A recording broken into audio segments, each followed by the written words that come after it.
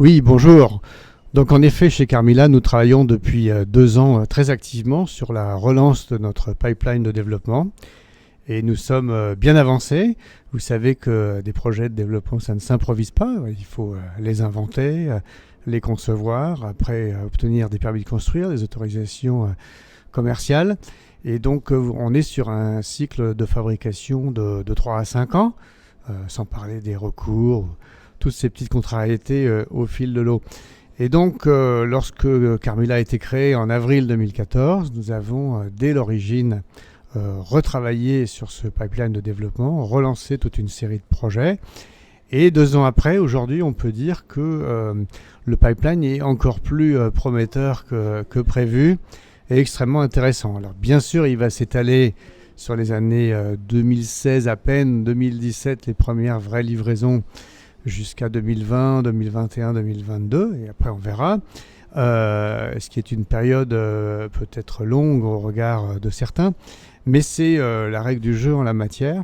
Et nous aurons de toutes premières livraisons, je pense à Bourges, qui est un très beau projet d'extension de centre commercial attenant à un hypermarché Carrefour, qui ouvre cette année au mois d'octobre.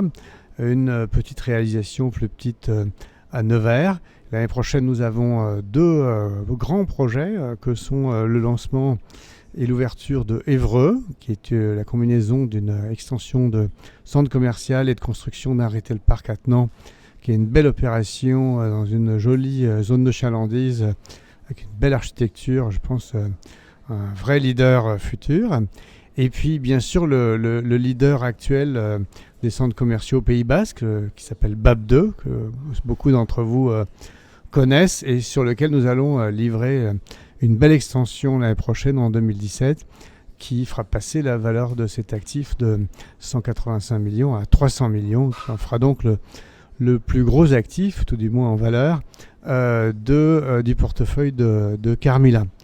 Et puis au-delà, nous avons toute une série de projets qui seraient trop longs d'énumérer, mais on peut mentionner certains sites très connus comme Antibes. Antibes, c'est le premier hypermarché de Carrefour en France. Et après des années d'immobilisme, on s'est attaqué, après avoir racheté des fonciers autour et imaginé un projet magnifique en compagnie de Jean-Michel Villemotte, on s'est attaqué à ce dossier qui est en phase de lancement avec le soutien des collectivités locales et une coordination très précise sur l'amélioration avec elles, sur l'amélioration de la desserte de transport public, et notamment un bus à haut niveau de service.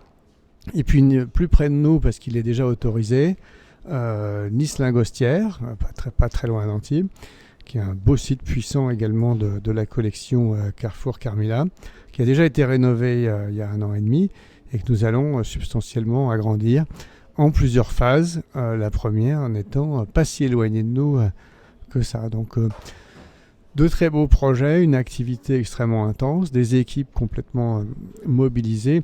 J'ai le plaisir d'avoir autour de moi notamment un vrai personnage, une vraie personnalité du métier de la promotion de centres commerciaux, qui est Philippe Monnier, qui a dû construire plus de centres commerciaux à lui tout seul que tous ses concurrents, et qui collabore étroitement et dirige nos équipes de promotion avec tout le succès qu'on lui connaît. Voilà, donc nous sommes très actifs, nous allons livrer beaucoup de beaux projets et ça commence en 2017, même s'il y a un petit apéritif en 2016.